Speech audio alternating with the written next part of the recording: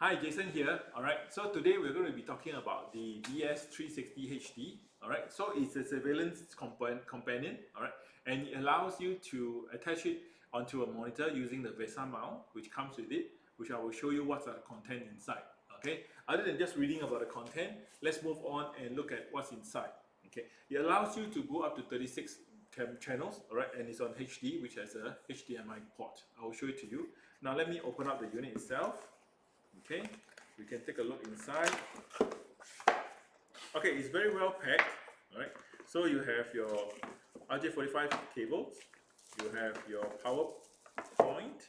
Okay, in my case, I'm using UK, so I have the UK power adapter 3-prong, and you have all the screws to attach the unit itself. Let me remove out the unit before I do that. Okay, you have your quick user guide. And over here, you have the mount. Okay, let me show it to you. Okay, so these are the mounts where you attach the unit itself, depending on where you want to put it.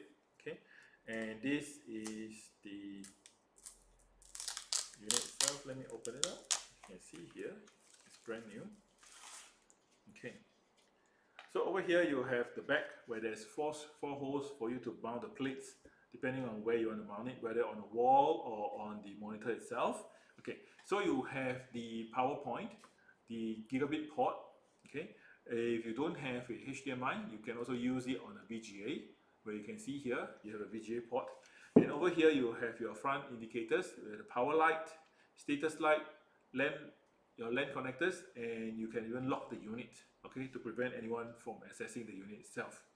At the two sides, okay, you have your USB ports. Okay, there are two USB ports where you can place your keyboard and mouse.